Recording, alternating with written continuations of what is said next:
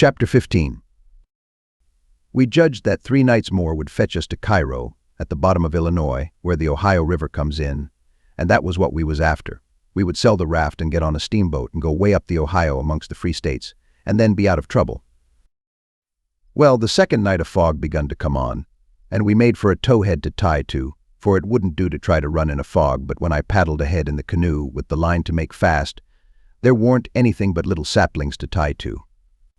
I passed the line around one of them right on the edge of the cut bank, but there was a stiff current, and the raft come booming down so lively she tore it out by the roots and away she went. I see the fog closing down, and it made me so sick and scared I couldn't budge for most a half a minute it seemed to me, and then there weren't no raft in sight. You couldn't see 20 yards. I jumped into the canoe and run back to the stern, and grabbed the paddle and set her back a stroke. But she didn't come.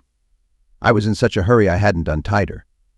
I got up and tried to untie her, but I was so excited my hands shook so I couldn't hardly do anything with them. As soon as I got started, I took out after the raft, hot and heavy, right down the towhead. That was all right as far as it went, but the towhead weren't 60 yards long, and the minute I flew by the foot of it I shot out into the solid white fog, and hadn't no more idea which way I was going than a dead man. Thinks I, it won't do to paddle first. I know I'll run into the bank or a towhead or something. I got to set still and float, and yet it's mighty fidgety business to have to hold your hands still at such a time. I whooped and listened. Away down there somewheres I hears a small whoop, and up comes my spirits. I went tearing after it, listening sharp to hear it again. The next time it come, I see I weren't heading for it, but heading away to the right of it. And the next time I was heading away to the left of it, and not gaining on it much either, for I was flying around this way and that and t'other, but it was going straight ahead all the time. I did wish the fool would think to beat a tin pan and beat it all the time, but he never did, and it was the still places between the whoops that was making the trouble for me. Well, I fought along, and directly I hears the whoop behind me. I was tangled good now. That was somebody else's whoop, or else I was turned around. I throwed the paddle down. I heard the whoop again. It was behind me yet, but in a different place. It kept coming and kept changing its place, and I kept answering till by and by it was in front of me again, and I knowed the current had swung the canoe's head downstream. And I was all right if that was Jim and not some other raftsman hollering. I couldn't tell nothing about voices in a fog, for nothing don't look natural nor sound natural in a fog. The whooping went on, and in about a minute I come a booming down on a cut bank with smoky ghosts of big trees on it, and the current throwed me off to the left and shot by, amongst a lot of snags that fairly roared. The current was tearing by them so swift. In another second or two it was solid white and still again. I sat perfectly still then, listening to my heart thump, and I reckon I didn't draw a breath while it thumped 100. I just give up then. I knowed what the matter was. That cut bank was an island, and Jim had gone down t'other side of it.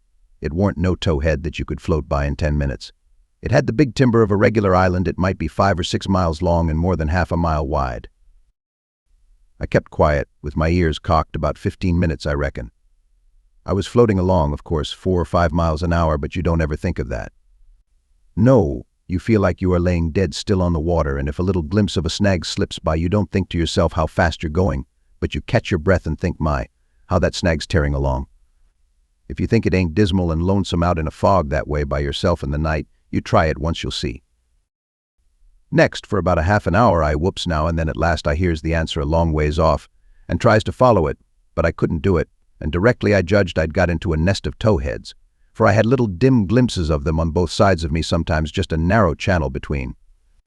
And some that I couldn't see I knowed was there because I'd hear the wash of the current against the old dead brush and trash that hung over the banks.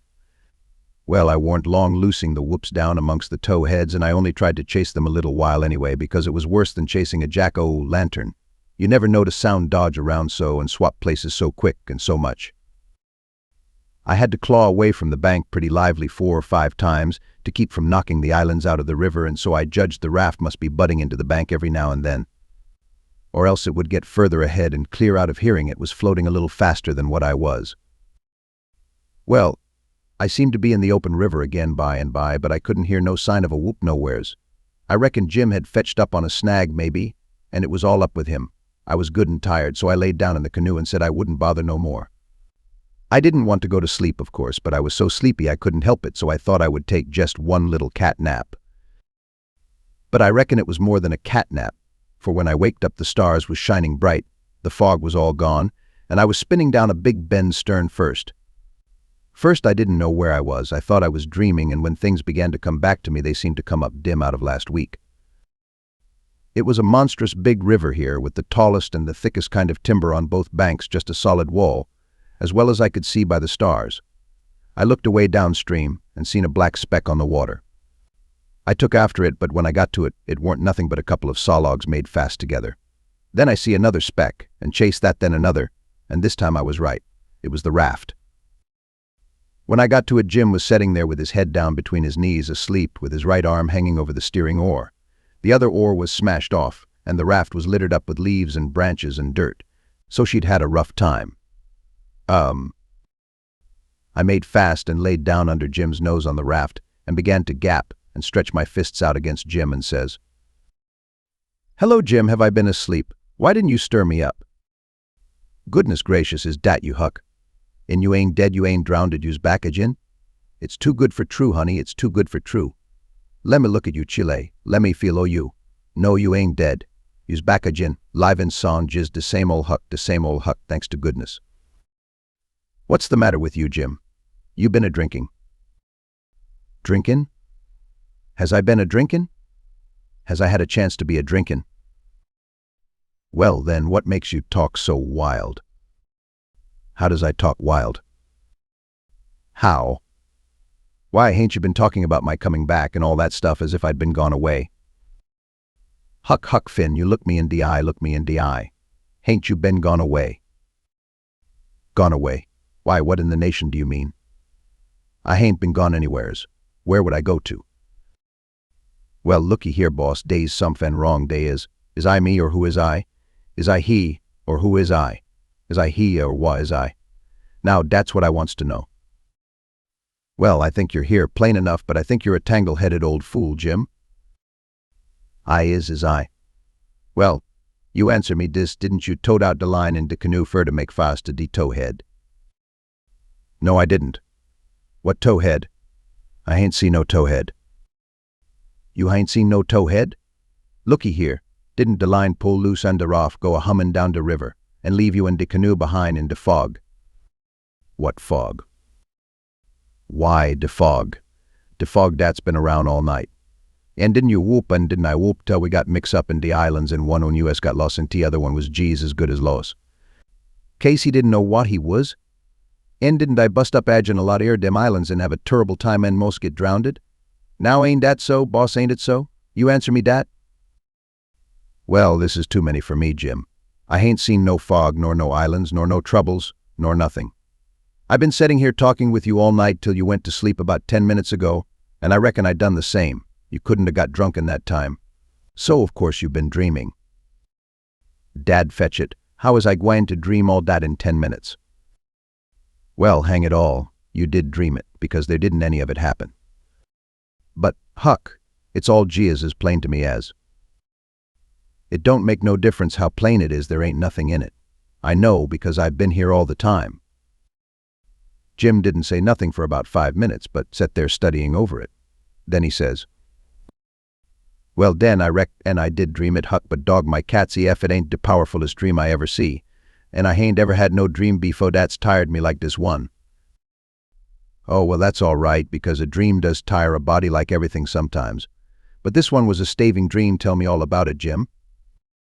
So Jim went to work and told me the whole thing right through, just as it happened, only he painted it up considerable. Then he said he must start in and interpret it, because it was sent for a warning. He said the first towhead stood for a man that would try to do us some good, but the current was another man that would get us away from him. The whoops was warnings that would come to us every now and then, and if we didn't try hard to make out to understand them, they'd just take us into bad luck, instead of keeping us out of it.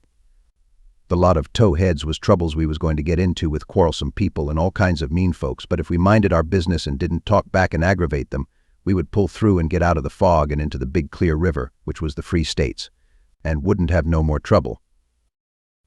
It had clouded up pretty dark just after I got onto the raft, but it was clearing up again now. "Oh, well, that's all interpreted well enough as far as it goes, Jim," I says, "but what does these things stand for?" It was the leaves and rubbish on the raft and the smashed oar. You could see them first-rate now. Jim looked at the trash and then looked at me, and back at the trash again. He had got the dream fixed so strong in his head that he couldn't seem to shake it loose and get the facts back into its place again right away. But when he did get the thing straightened around, he looked at me steady without ever smiling and says, "What do they stand for?" I say, "Going to tell you. When I got all wore out wid work, and wid the calling for you, and went to sleep, my heart was most broke because you was lost, and I didn't care no more what become here me and the off. And when I wake up and find you back agin, all safe and sound. The tears come, and I could have got down on my knees and kiss your foot. I so thankful. And all you was thinking about was how you could make a fool you old Jim wid a lie. Dat truck da is trash, and trash is what people is dat puts dirt on the head ere they friends and makes him ashamed." Then he got up slow and walked to the wigwam and went in there without saying anything but that. But that was enough. It made me feel so mean I could almost kissed his foot to get him to take it back. It was 15 minutes before I could work myself up to go and humble myself to a nigger, but I'd done it, and I warn't ever sorry for it afterwards neither. I didn't do him no more mean tricks, and I wouldn't done that one if I'd a knowed it would make him feel that way. Chapter 16. We slept most all day and started out at night, a little ways behind a monstrous long raft that was as long going by as a procession. She had 4 long sweeps at each end, so we judged she carried as many as 30 men, likely. She had 5 big wigwams aboard, wide apart, and an open campfire in the middle, and a tall flagpole at each end. There was a power of style about her. It amounted to something being a raftsman on such a craft as that. We went drifting down into a big bend, and the night clouded up and got hot. The river was very wide and was walled with solid timber on both sides. You couldn't see a break in it hardly ever, or a light. We talked about Cairo and wondered whether we would know it when we got to it. I said likely we wouldn't, because I had heard say there weren't but about a dozen houses there, and if they didn't happen to have them lit up, how was we going to know we was passing a town? Jim said if the 2 big rivers joined together there, that would show. But I said maybe we might think we was passing the foot of an island and coming into the same old river again. That disturbed Jim and me too, so the question was what to do. I said paddle ashore the first time a light showed and tell them Pap was behind, coming along with a trading scow, and was a green hand at the business, and wanted to know how far it was to Cairo. Jim thought it was a good idea, so we took a smoke on it and waited. There warn't nothing to do now but to look out sharp for the town and not pass it without seeing it. He said he'd be mighty sure to see it, because he'd be a free man the minute he seen it, but if he missed it, he'd be in a slave country again and no more show for freedom. Every little while he jumps up and says, "Da she is." But it warn't. It was Jack-o' lanterns or lightning bugs, so he sat down again and went to watching, same as before. Jim said it made him all over trembly and feverish to be so close to freedom. Well, I can tell you it made me all over trembly and feverish too to hear him, because I begun to get it through my head that he was most free, and who was to blame for it? Why, me. I couldn't get that out of my conscience, no how, nor no way. It got to troubling me so I couldn't rest, I couldn't stay still in one place. It hadn't ever come home to me before what this thing was that I was doing, but now it did, and it stayed with me and scorched me more and more. I tried to make out to myself that I warn't to blame, because I didn't run Jim off from his rightful owner, but it warn't no use. Conscience up and says, every time, but you knowed he was running for his freedom, and you could have paddled ashore and told somebody. That was so I couldn't get around that no way. That was where it pinched. Conscience says to me, what had poor Miss Watson done to you that you could see her nigger go off right under your eyes and never say one single word? What did that poor old woman do to you that you could treat her so mean? Why, she tried to learn you your book, she tried to learn you your manners, she tried to be good to you every way she knowed how. That's what she done. I got to feeling so mean and so miserable I most wished I was dead. I fidgeted up and down the raft, abusing myself to myself, and Jim was fidgeting up and down past me. We neither of us could keep still. Every time he danced around and says, "Das Cairo," it went through me like a shot, and I thought if it was Cairo I reckoned I would die of miserableness. Jim talked out loud all the time while I was talking to myself. He was saying how the first thing he would do when he got to a free state he would go to saving up money and never spend a single cent, and when he got enough he would buy his wife, which was owned on a farm close to where Miss Watson lived, and then they would both work to buy the 2 children. And if their master wouldn't sell them, they'd get an abolitionist to go and steal them. It most froze me to hear such talk. He wouldn't ever dared to talk such talk in his life before. Just see what a difference it made in him the minute he judged he was about free. It was according to the old saying, give a nigger an inch and he'll take an ell. Thinks I, this is what comes of my not thinking. Here was this nigger, which I had as good as helped to run away, coming right out flat-footed, and saying he would steal his children that belonged to a man I didn't even know, a man that hadn't ever done me no harm. I was sorry to hear Jim say that. It was such a lowering of him. My conscience got to stirring me up hotter than ever, until at last I says to it, let up on me, it ain't too late yet, I'll paddle ashore at the first light and tell. I felt easy and happy and light as a feather right off. All my troubles was gone. I went to looking out sharp for a light and sort of singing to myself. By and by one showed. Jim sings out, we safe, Huck, we safe. Jump up and crack yo heels. That's the good old Cairo at last, I just knows it. I says, I'll take the canoe and go and see Jim. It mightn't be, you know. He jumped and got the canoe ready and put his old coat in the bottom for me to set on and give me the paddle, and as I shoved off he says, Pooty soon I'll be a shout end for joy and I'll say, it's all on account so Huck I's a free man, and I couldn't ever been free if it hadn't been for Huck done it. Jim won't ever forget you. Huck used to be as friend Jim's ever had and used to only friend old Jim's got now. I was paddling off, all in a sweat to tell on him, but when he says this, it seemed to kind of take the tuck all out of me. I went along slow then, and I warn't right down certain whether I was glad I started, or whether I warn't. When I was 50 yards off, Jim says, Da you goes to old true Huck down why white gentleman dat ever kept his promise to old Jim. Well, I just felt sick. But I says, I got to do it, I can't get out of it. Right then along comes a skiff with 2 men in it with guns, and they stopped and I stopped. One of them says, what's that yonder? Bay! A piece of a raft, I says. Do you belong on it? Yes, sir. Bay, any men on it? Only one, sir. Well, there's 5 niggers run off tonight up yonder, above the head of the bend. Is your man white or black? I didn't answer up prompt. I tried to, but the words wouldn't come. I tried for a second or two to brace up and out with it, but I warn't man enough, hadn't the spunk of a rabbit. I see I was weakening, so I just give up trying and up and says, he's white. I reckon we'll go and see for ourselves. I wish you would, says I, because it's Pap that's there, and maybe you'd help me tow the raft ashore where the light is. He's sick and so is Mom and Mary Ann. Oh, the devil. We're in a hurry, boy, but I suppose we've got to. Come, buckle to your paddle, and let's get along. I buckled to my paddle and they laid to their oars. When we had made a stroke or two, I says, Pap'll be mighty much obleeged to you, I can tell you. Everybody goes away when I want them to help me tow the raft ashore, and I can't do it by myself. Well, that's infernal mean. Odd too. Say, boy, what's the matter with your father? It's well, it ain't anything much. They stopped pulling. It warn't but a mighty little ways to the raft now, one says. Boy, that's a lie. What is the matter with your pap? Answer up square now and it'll be the better for you. I will, sir, I will. Honest, but don't leave us, please. It's the gentleman, if you'll only pull ahead, and let me heave you the headline. You won't have to come near the raft, please do. Set her back, John, set her back, says one. They backed water. Keep away, boy, keep to leeward. Confound it, I just expect the wind has blowed it to us. Your pap's got the smallpox, and you know it precious well. Why didn't you come out and say so? Do you want to spread it all over? Well, says I, a blubbering, I've told everybody before, and they just went away and left us. Poor devil, there's something in that. We are right down sorry for you, but well, hang it, we don't want the smallpox, you see. Look here, I'll tell you what to do. Don't you try to land by yourself, or you'll smash everything to pieces. You float along down about 20 miles, and you'll come to a town on the left-hand side of the river. It will be long after sun-up then, and when you ask for help you tell them your folks are all down with chills and fever. Don't be a fool again, and let people guess what is the matter. Now we're trying to do you a kindness.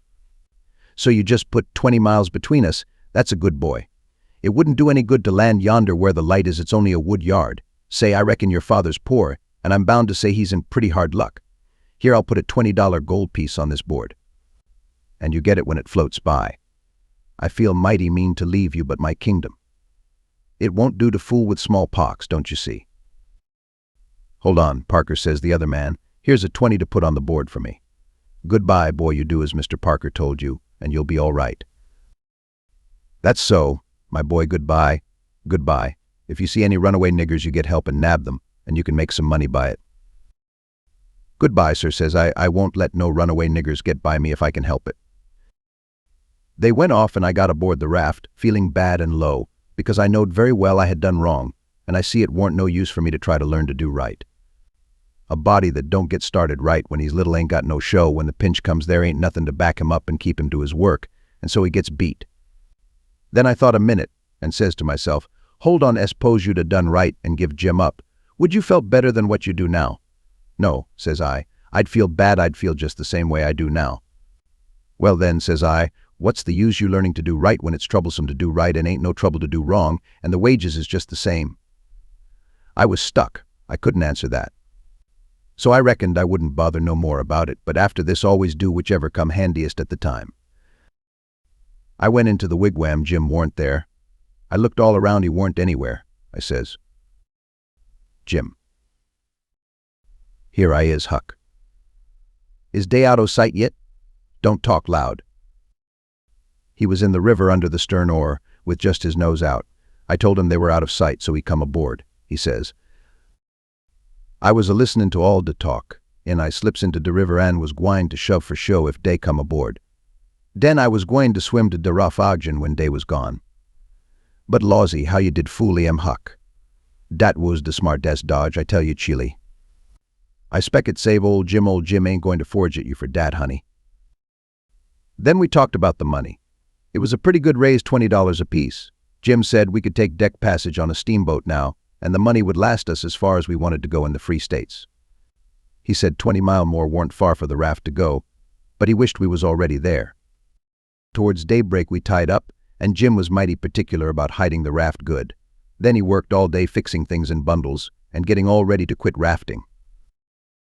That night about 10 we hove in sight of the lights of a town away down in a left-hand bend. I went off in the canoe to ask about it. Pretty soon I found a man out in the river with a skiff, setting a trot line.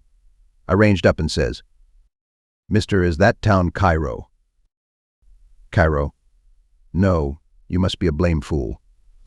What town is it, mister? If you want to know, go and find out. If you stay here bothering around me for about a half a minute longer, you'll get something you won't want. I paddled to the raft. Jim was awful disappointed, but I said never mind, Cairo would be the next place, I reckoned. We passed another town before daylight, and I was going out again, but it was high ground, so I didn't go. No high ground about Cairo, Jim said. I had forgot it.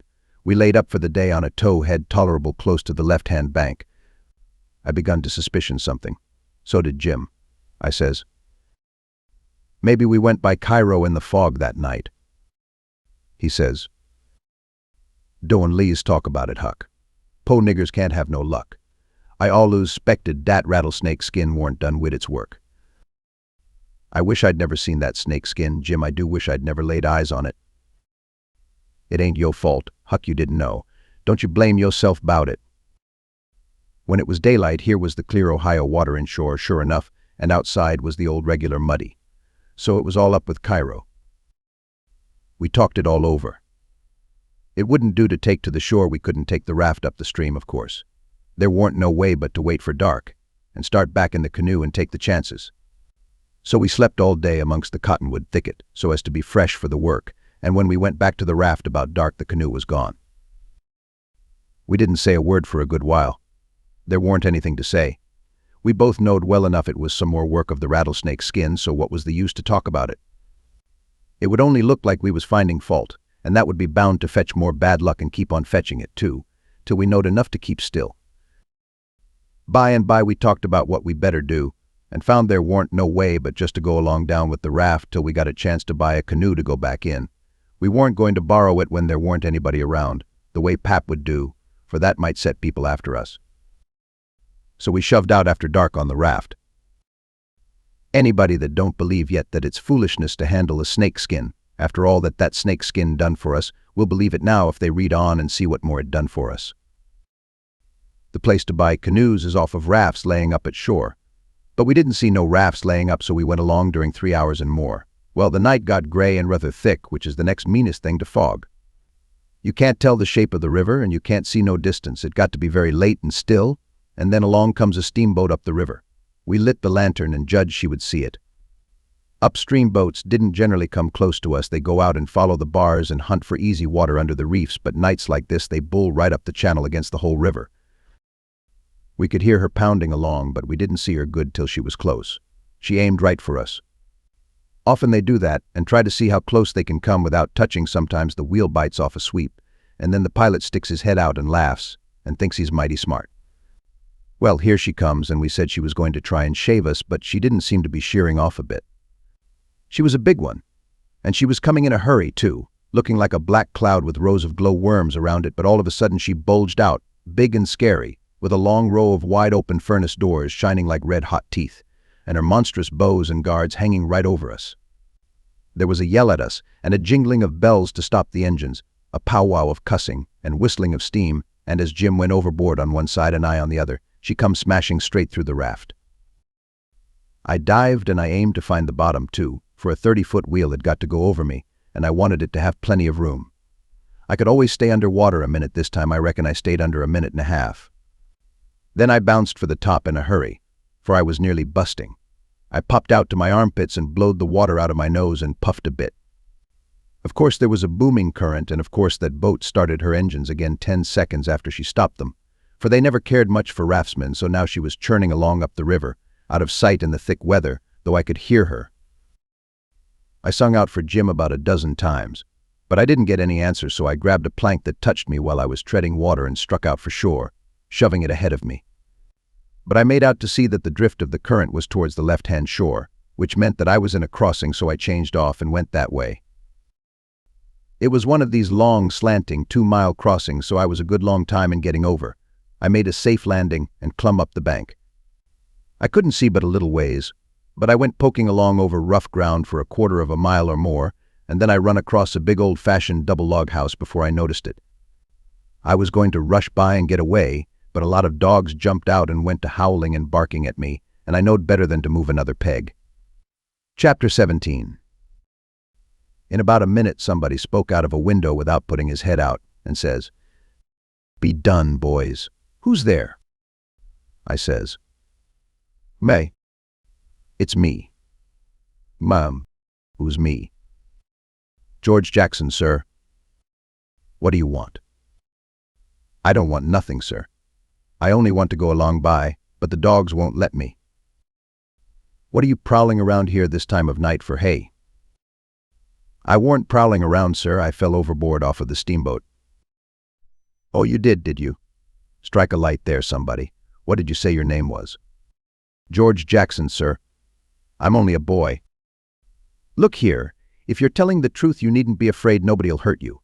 But don't try to budge, stand right where you are. Rouse out Bob and Tom, some of you, and fetch the guns. George Jackson, is there anybody with you?" "No, sir, nobody." I heard the people stirring around in the house now and see a light. The man sung out, "Snatch that light away, Betsy, you old fool, ain't you got any sense? Put it on the floor behind the front door. Bob, if you and Tom are ready, take your places." "All ready." "Now, George Jackson, do you know the Shepherdsons?" "No, sir, I never heard of them." "Well, that may be so, and it mayn't. Now, all ready. Step forward, George Jackson. And mind, don't you hurry, come mighty slow. If there's anybody with you, let him keep back. If he shows himself, he'll be shot. Come along now. Come slow, push the door open yourself just enough to squeeze in. Do you hear?" I didn't hurry. I couldn't if I'd have wanted to. I took one slow step at a time, and there warn't a sound, only I thought I could hear my heart. The dogs were as still as the humans, but they followed a little behind me. When I got to the 3 log doorsteps, I heard them unlocking and unbarring and unbolting. I put my hand on the door and pushed it a little, and a little more, till somebody said, "There, that's enough, put your head in." I'd done it, but I judged they would take it off. The candle was on the floor, and there they all was, looking at me, and me at them. For about a 1/4 of a minute 3 big men with guns pointed at me, which made me wince. I tell you, the oldest, gray and about 60. The other 230 or more, all of them fine and handsome, and the sweetest old gray-headed lady, and back of her 2 young women, which I couldn't see right well. The old gentleman says, There, I reckon it's all right. Come in. As soon as I was in, the old gentleman, he locked the door and barred it and bolted it and told the young men to come in with their guns, and they all went in a big parlor that had a new rag carpet on the floor and got together in a corner that was out of the range of the front windows. There weren't none on the side. They held the candle and took a good look at me and all said, "Why, he ain't a Shepherdson, no, there ain't any Shepherdson about him." Then the old man said he hoped I wouldn't mind being searched for arms, because he didn't mean no harm by it, it was only to make sure. So he didn't pry into my pockets but only felt outside with his hands and said it was all right. He told me to make myself easy and at home and tell all about myself, but the old lady says, "Why, bless you, Saul, the poor thing's as wet as he can be, and don't you reckon it maybe he's hungry?" "True for you, Rachel, I forgot."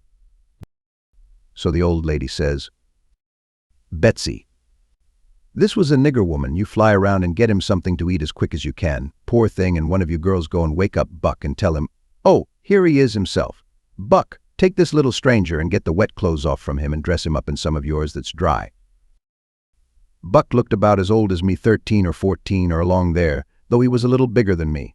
He hadn't on anything but a shirt, and he was very frowsy-headed. He came in gaping and digging one fist into his eyes, and he was dragging a gun along with the other one. He says, "Ain't they no Shepherdsons around?" They said no, 'twas a false alarm. "Well," he says, "if they'd have been some, I reckon I'd have got one." They all laughed, and Bob says, "Why, Buck, they might have scalped us all. You've been so slow in coming." "Well, nobody come after me, and it ain't right. I'm always kept down. I don't get no show." "Never mind, Buck, my boy," says the old man, "you'll have show enough. All in good time, don't you fret about that. Go long with you now, and do as your mother told you."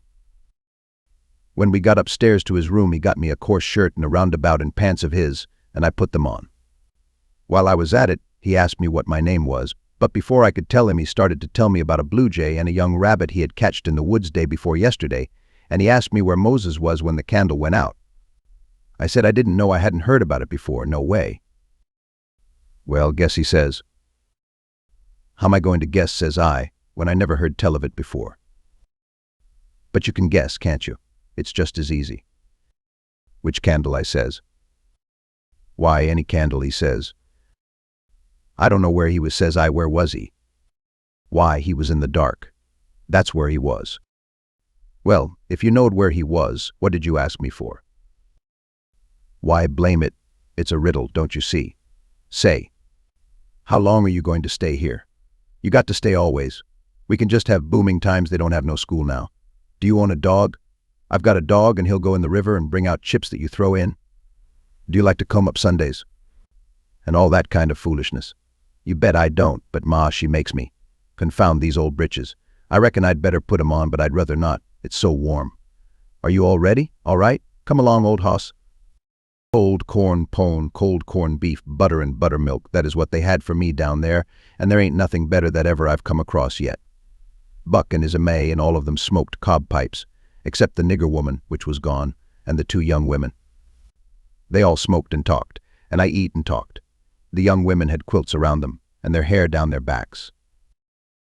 They all asked me questions, and I told them how Pap and me and all the family was living on a little farm down at the bottom of Arkansas, and my sister Mary Ann run off and got married and never was heard of no more, and Bill went to hunt them and he warn't heard of no more, and Tom and Mort died.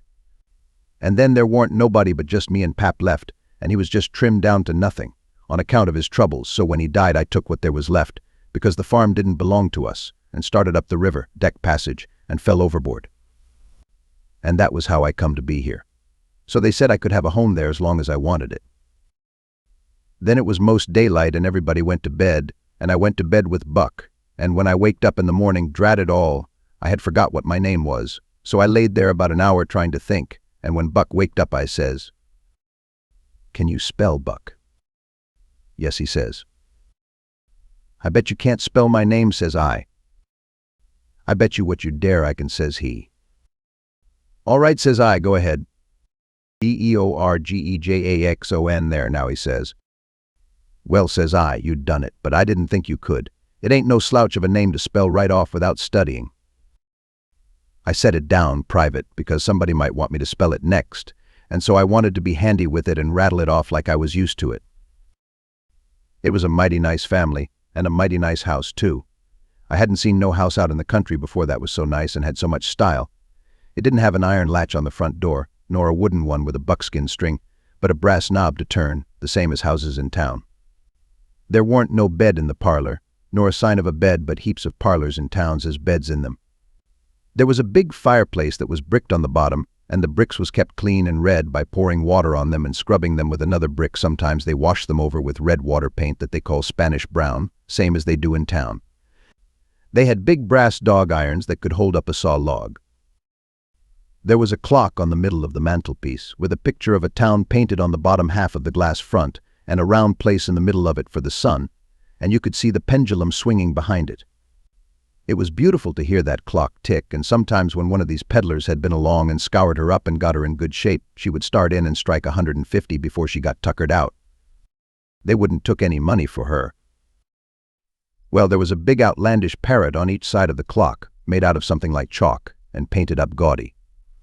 By one of the parrots was a cat made of crockery, and a crockery dog by the other, and when you pressed down on them they squeaked, but didn't open their mouths, nor look different, nor interested. They squeaked through underneath. There was a couple of big wild turkey wing fans spread out behind those things.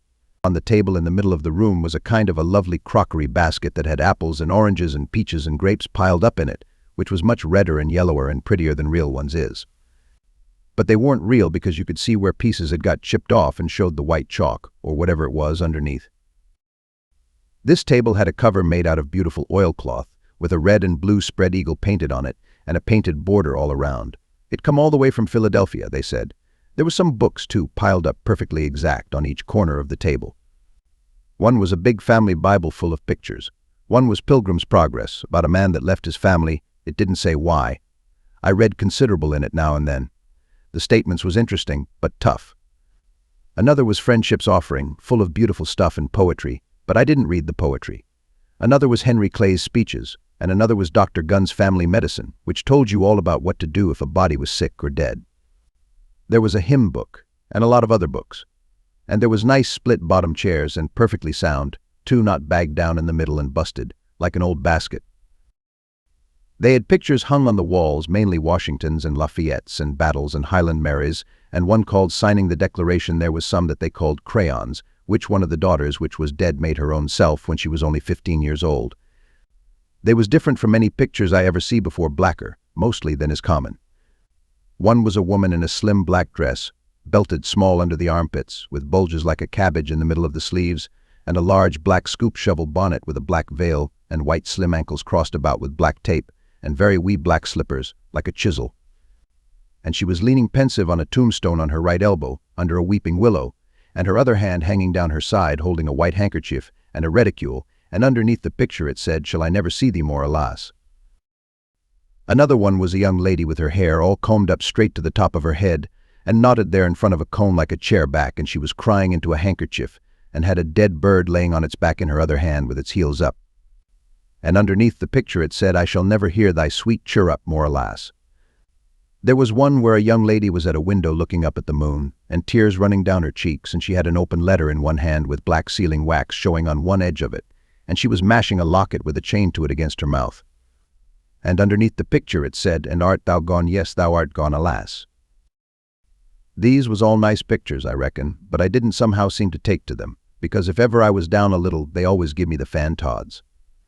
Everybody was sorry she died, because she had laid out a lot more of these pictures to do, and a body could see by what she had done what they had lost. But I reckoned that with her disposition she was having a better time in the graveyard. She was at work on what they said was her greatest picture when she took sick, and every day and every night it was her prayer to be allowed to live till she got it done, but she never got the chance. It was a picture of a young woman in a long white gown, standing on the rail of a bridge all ready to jump off, with her hair all down her back, and looking up to the moon with the tears running down her face, and she had 2 arms folded across her breast, and 2 arms stretched out in front, and 2 more reaching up towards the moon, and the idea was to see which pair would look best, and then scratch out all the other arms. But, as I was saying, she died before she got her mind made up, and now they kept this picture over the head of the bed in her room. And every time her birthday come they hung flowers on it. Other times it was hid with a little curtain. The young woman in the picture had a kind of a nice sweet face, but there were so many arms it made her look too spidery, seemed to me. This young girl kept a scrapbook when she was alive, and used to paste obituaries and accidents and cases of patients suffering in it out of the Presbyterian Observer, and write poetry after them out of her own head. It was very good poetry. This is what she wrote about a boy by the name of Stephen Dowling Botts that fell down a well and was drowned. Ode to Stephen Dowling Botts, Dexeed. And did young Stephen sicken? And did young Stephen die? And did the sad hearts thicken? And did the mourners cry? No, such was not the fate of young Stephen Dowling Botts. Though sad hearts round him thickened, 'twas not from sickness shots. No whooping cough did rack his frame, nor measles drear with spots. Not these impaired the sacred name of Stephen Dowling Botts. Despised love struck not with woe, that head of curly knots, nor stomach troubles laid him low. Young Stephen Dowling Botts. Oh no, then list with tearful eye, whilst I his fate do tell. His soul did from this cold world fly, by falling down a well. They got him out and emptied him. Alas, it was too late. His spirit was gone for to sport aloft in the realms of the good and great. If Emmeline Grangerford could make poetry like that before she was 14, there ain't no telling what she could have done by and by. Buck said she could rattle off poetry like nothing. She didn't ever have to stop to think.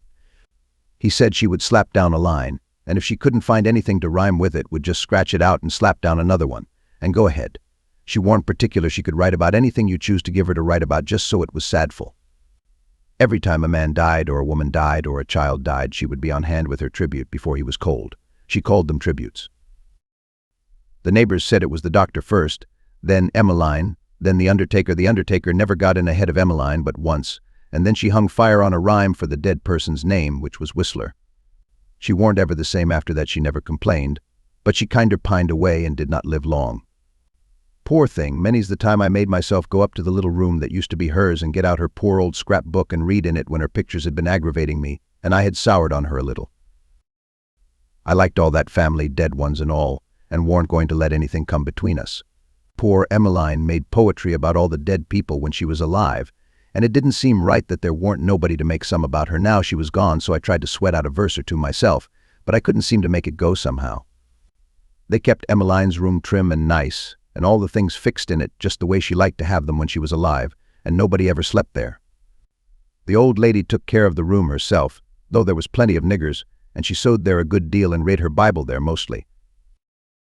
Well, as I was saying about the parlor, there was beautiful curtains on the windows, white, with pictures painted on them of castles with vines all down the walls and cattle coming down to drink. There was a little old piano, too, that had tin pans in it, I reckon, and nothing was ever so lovely as to hear the young ladies sing The Last Link is Broken and play the Battle of Prague on it. The walls of all the rooms was plastered, and most had carpets on the floors, and the whole house was whitewashed on the outside. It was a double house, and the big open place betwixt them was roofed and floored, and sometimes the table was set there in the middle of the day, and it was a cool, comfortable place.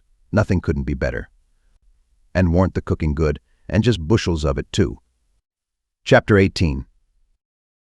Colonel Grangerford was a gentleman, you see. He was a gentleman all over, and so was his family.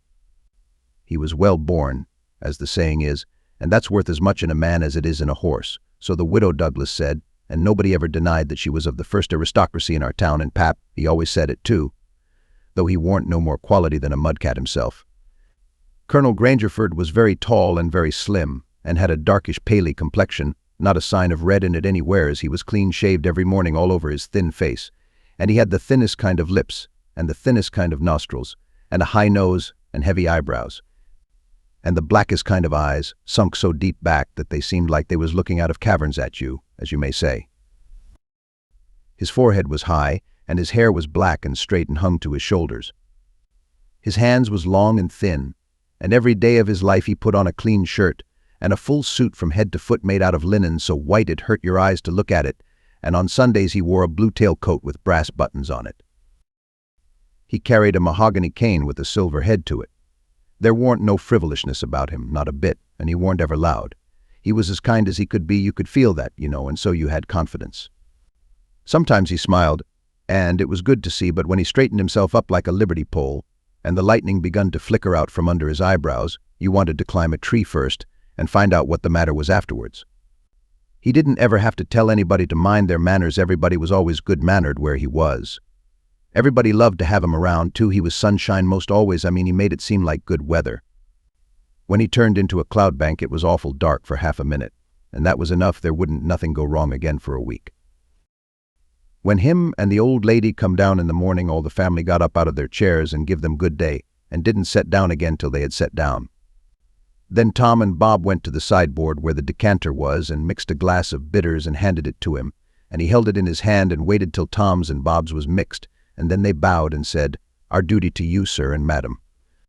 And they bowed the least bit in the world and said thank you, and so they drank, all three, and Bob and Tom poured a spoonful of water on the sugar and the mite of whiskey or apple brandy in the bottom of their tumblers, and give it to me and Buck, and we drank to the old people too.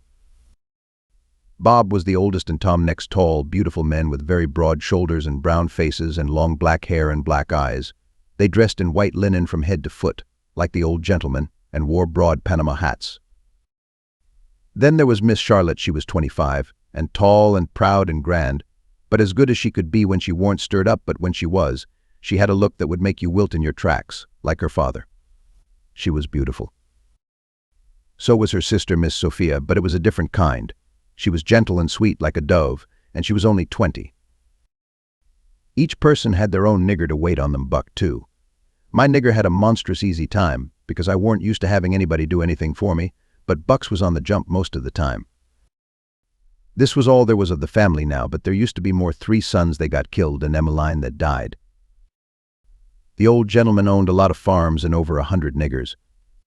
Sometimes a stack of people would come there horseback from 10 or 15 mile around and stay 5 or 6 days and have such junketings round about and on the river and dances and picnics in the woods daytimes and balls at the house nights. These people was mostly kinfolks of the family. The men brought their guns with them. It was a handsome lot of quality, I tell you. There was another clan of aristocracy around there, 5 or 6 families, mostly of the name of Shepherdson. They was as high-toned and well-born and rich and grand as the tribe of Grangerfords. The Shepherdsons and Grangerfords used the same steamboat landing, which was about 2 mile above our house, so sometimes when I went up there with a lot of our folks, I used to see a lot of the Shepherdsons there on their fine horses. One day Buck and me was away out in the woods hunting and heard a horse coming. We was crossing the road, Buck says. "Quick, jump for the woods." We done it, and then peeped down the woods through the leaves. Pretty soon a splendid young man come galloping down the road, setting his horse easy and looking like a soldier. He had his gun across his pommel. I had seen him before. It was young Harney Shepherdson. I heard Buck's gun go off at my ear, and Harney's hat tumbled off from his head. He grabbed his gun and rode straight to the place where we was hid. But we didn't wait. We started through the woods on a run.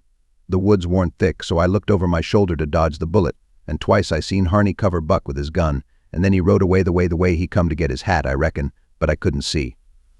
We never stopped running till we got home. The old gentleman's eyes blazed a minute. 'Twas pleasure. Mainly, I judged, then his face sort of smoothed down, and he says kind of gentle, "I don't like that shooting from behind a bush. Why didn't you step into the road, my boy?" "The Shepherdsons don't, father. They always take advantage." Miss Charlotte, she held her head up like a queen while Buck was telling his tale, and her nostrils spread and her eyes snapped.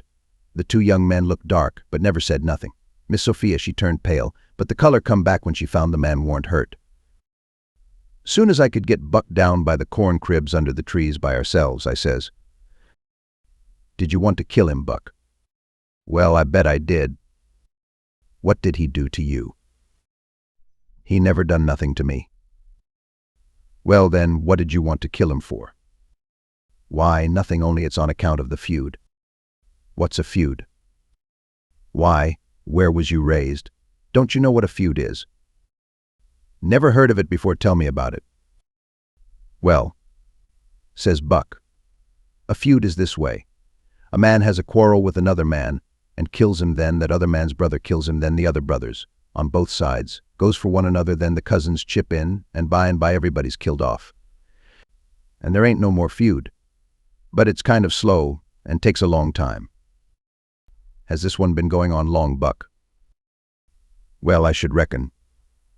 It started 30 years ago or some years along there. There was trouble about something and then a lawsuit to settle it, and the suit went against one of the men, and so he up and shot the man that won the suit, which he would naturally do, of course. Anybody would. What was the trouble about, Buck? Land?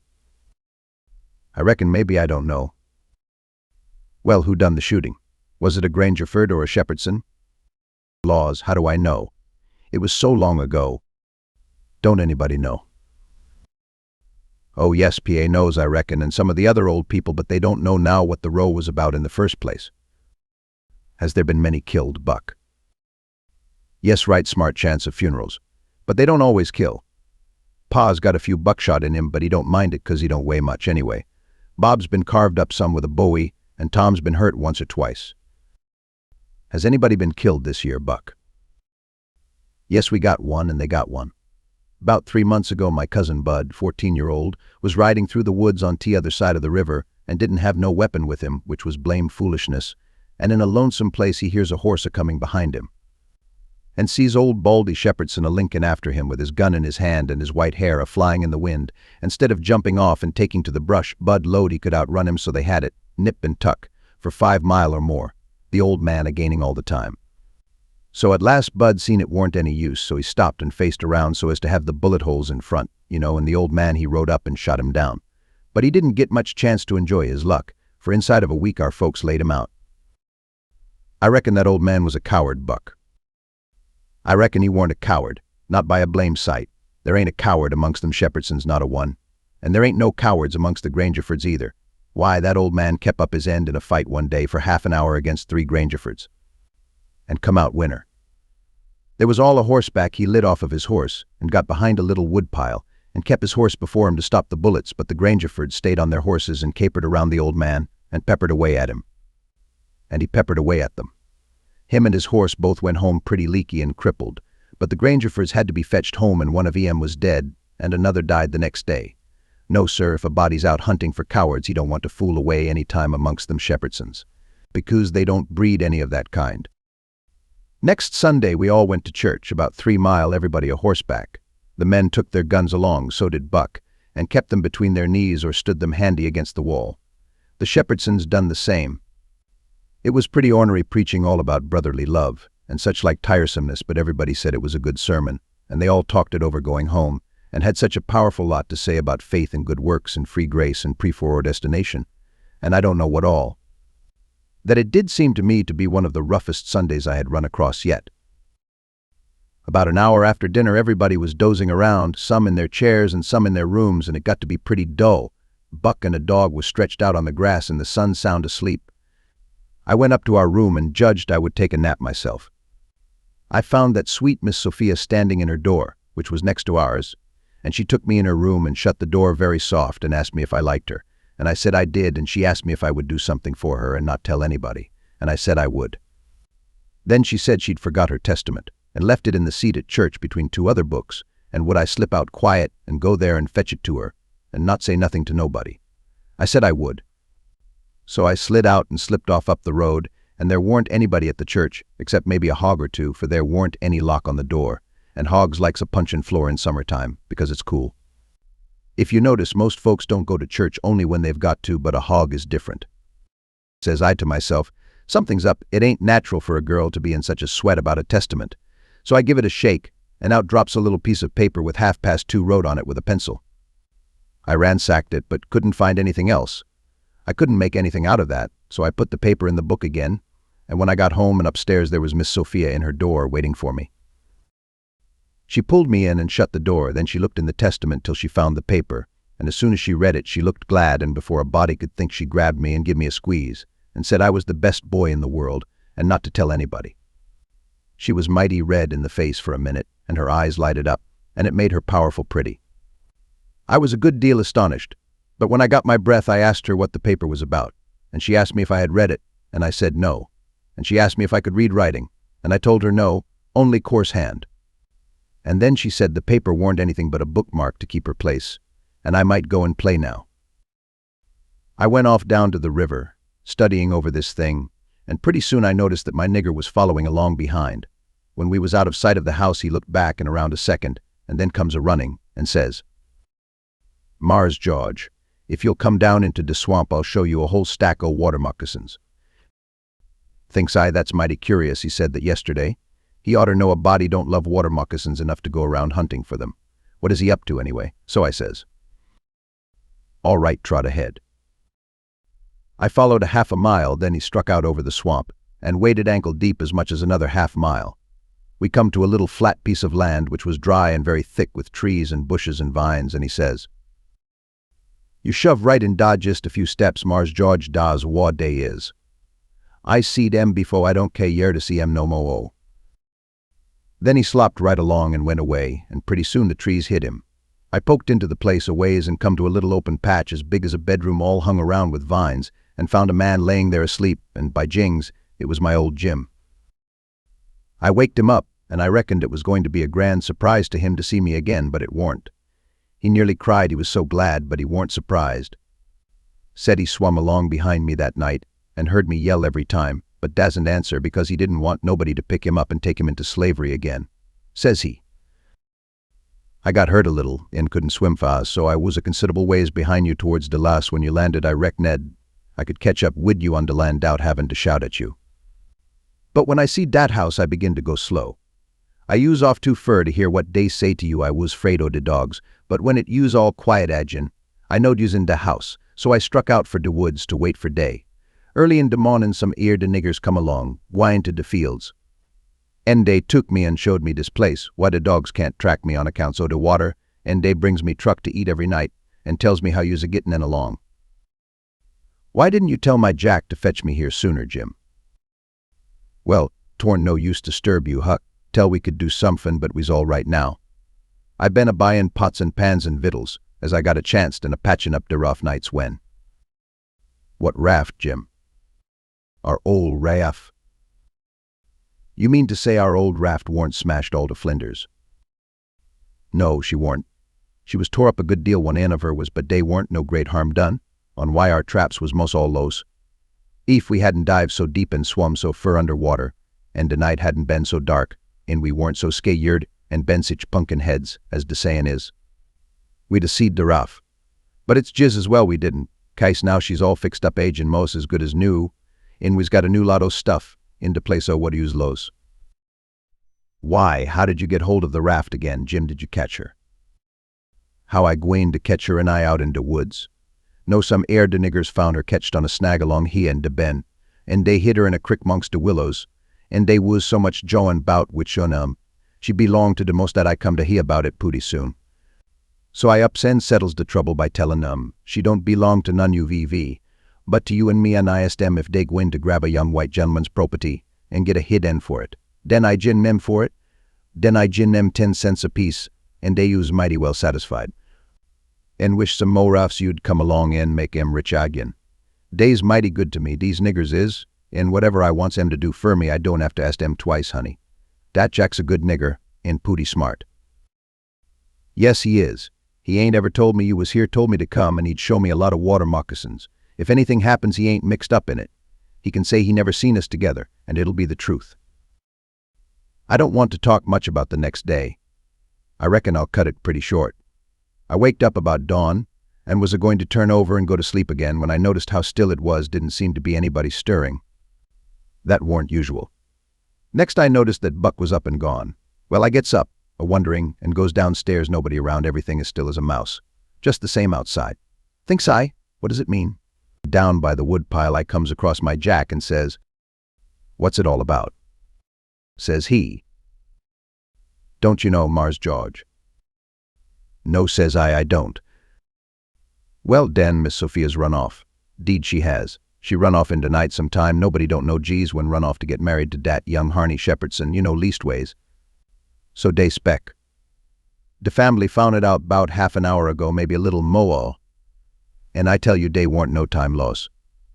Sich another hurryin' up guns and hosses you never see. De women folks is gone for to stir up de relations. And old Mars Saul and de boys tucked dey guns and rode up de river road for to try to catch dat young man and kill him fo he kin get across de river wid Miss Sophia. I reckon dey's gwine to be mighty rough times." Buck went off without waking me up. Well, I reckon he did. Dey weren't gwine to mix you up in it. Mars Buck he loaded up his gun and load he's going to fetch home a Shepherdson or bust. Well, there'll be plenty on him da.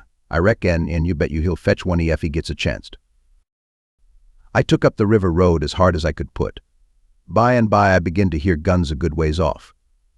When I come in sight of the log store and the wood pile where the steamboats lands, I worked along under the trees and brush till I got to a good place, and then I clumb up into the forks of a cottonwood that was out of reach, and watched. There was a wood rank 4 foot high a little ways in front of the tree, and first I was going to hide behind that, but maybe it was luckier I didn't. There was 4 or 5 men cavorting around on their horses in the open place before the log store, cussing and yelling, and trying to get at a couple of young chaps that was behind the wood rank alongside of the steamboat landing, but they couldn't come it. Every time one of them showed himself on the riverside of the wood pile, he got shot at.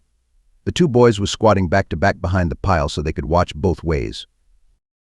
By and by the men stopped cavorting around and yelling. They started riding towards the store, then up gets one of the boys, draws a steady bead over the wood rank, and drops one of them out of his saddle. All the men jumped off of their horses and grabbed the hurt one, and started to carry him to the store, and that minute the 2 boys started on the run. They got halfway to the tree I was in before the men noticed. Then the men see them, and jumped on their horses and took out after them. They gained on the boys, but it didn't do no good.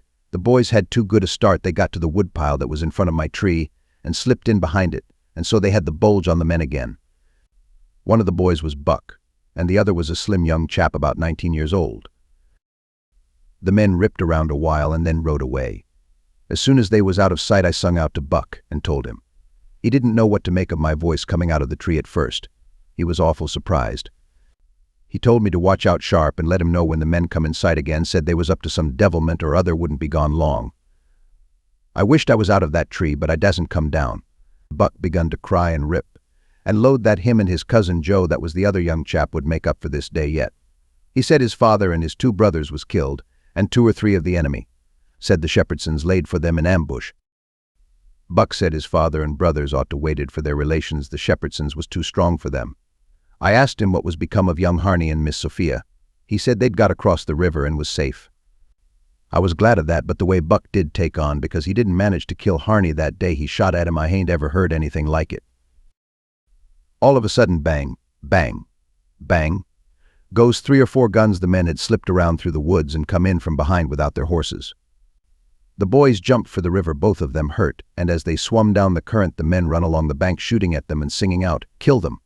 Kill them! Kill them!" It made me so sick I most fell out of the tree.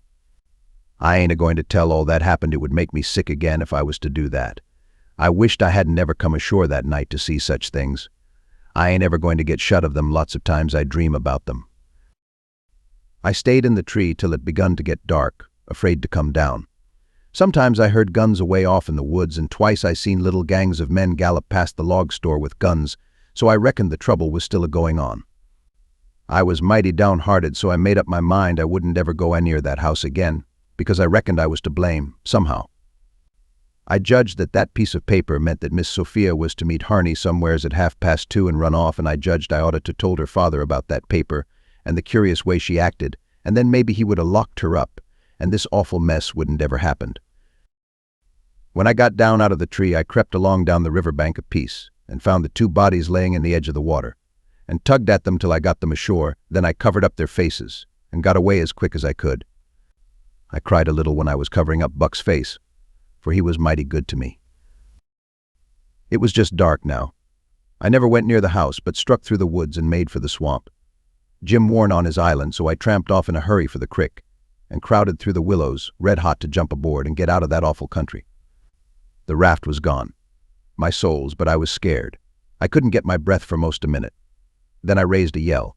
A voice not 25 foot from me says, "Good land. Is dat you, honey? Don't make no noise." It was Jim's voice. Nothing ever sounded so good before.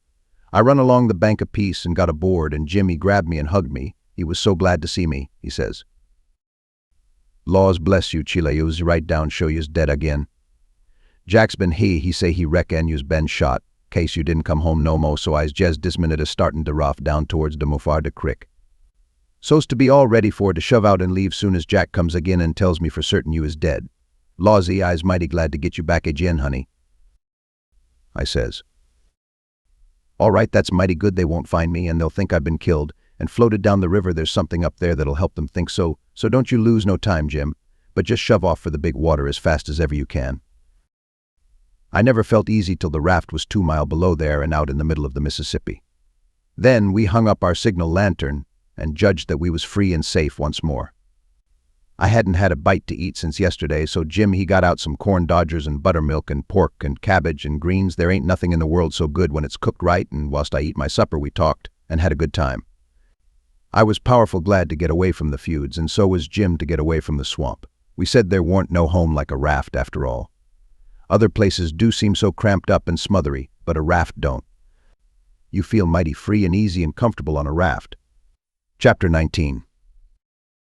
2 or 3 days and nights went by. I reckon I might say they swum by. They slid along so quiet and smooth and lovely. Here is the way we put in the time. It was a monstrous big river down there, sometimes 1.5 miles wide. We run nights, and laid up and hid daytime. Soon as night was most gone, we stopped navigating and tied up nearly always in the dead water under a tow head, and then cut young cottonwoods and willows, and hid the raft with them.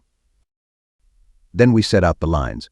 Next we slid into the river and had a swim so as to freshen up and cool off. Then we sat down on the sandy bottom where the water was about knee-deep and watched the daylight come. Not a sound anywheres, perfectly still, just like the whole world was asleep, only sometimes the bullfrogs a-cluttering, maybe. The first thing to see, looking away over the water, was a kind of dull line that was the woods on t'other side. You couldn't make nothing else out, then a pale place in the sky, then more paleness spreading around, then the river softened up a way off, and warn't black anymore, but gray. You could see little dark spots drifting along ever so far away, trading scows and such things, and long black streaks rafts. Sometimes you could hear a sweep squeaking or jumbled up voices. It was so still, and sounds come so far. And by you could see a streak on the water, which you know by the look of the streak that there's a snag there and a swift current which breaks on it and makes that streak look that way, and you see the mist curl up off of the water, and the east reddens up, and the river. And you make out a log cabin in the edge of the woods, away on the bank on t'other side of the river, being a wood yard likely, and piled by them cheats so you can throw a dog through it anywheres. Then the nice breeze springs up and comes fanning you from over there, so cool and fresh and sweet to smell on account of the woods and the flowers, but sometimes not that way, because they've left dead fish laying around, gars and such, and they do get pretty rank. And next you've got the full day, and everything smiling in the sun, and the songbirds just going it.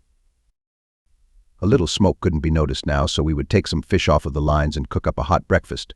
And afterwards we would watch the lonesomeness of the river, and kind of lazy along, and by lazy off to sleep. Wake up by and look to see what done it, and maybe see a steamboat coughing along upstream, so far off towards the other side you couldn't tell nothing about her, only whether she was a stern wheel or side wheel. Then for about an hour there wouldn't be nothing to hear nor nothing to see, just solid lonesomeness. Next you'd see a raft sliding by away off yonder, and maybe a galoot on it chopping, because they're most always doing it on a raft. You'd see the axe flash and come down, you don't hear nothing, you see that axe go up again. And by the time it's above the man's head, then you hear the K-chunk. It had took all that time to come over the water. So we would put in the day, lazying around, listening to the stillness. Once there was a thick fog, and the rafts and things that went by was beating tin pans so the steamboats wouldn't run over them.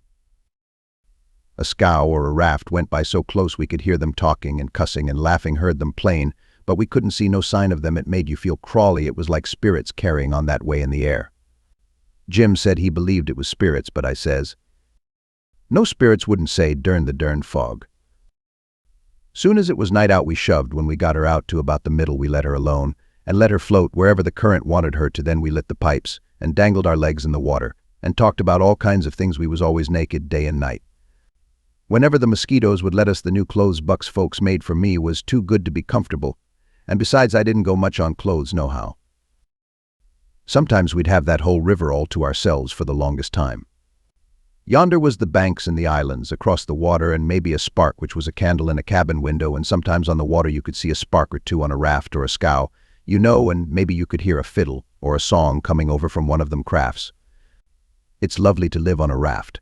We had the sky up there all speckled with stars, and we used to lay on our backs and look up at them, and discuss about whether they was made or only just happened. Jim he allowed they was made, but I allowed they happened. I judged it would have took too long to make so many.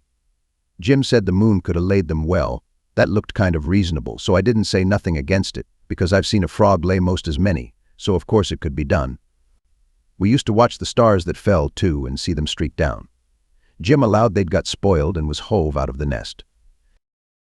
Once or twice of a night we would see a steamboat slipping along in the dark, and now and then she would belch a whole world of sparks up out of her chimblies, and they would rain down in the river and look awful pretty. Then she would turn a corner and her lights would wink out and her powwow shut off and leave the river still again, and by her waves would get to us a long time after she was gone and joggle the raft a bit, and after that you wouldn't hear nothing for you couldn't tell how long. Except maybe frogs or something. After midnight the people on shore went to bed, and then for 2 or 3 hours the shores was black, no more sparks in the cabin windows. These sparks was our clock. The first one that showed again meant morning was coming, so we hunted a place to hide and tie up right away. One morning about daybreak I found a canoe and crossed over a chute to the main shore. It was only 200 yards and paddled about a mile up a creek amongst the cypress woods to see if I couldn't get some berries.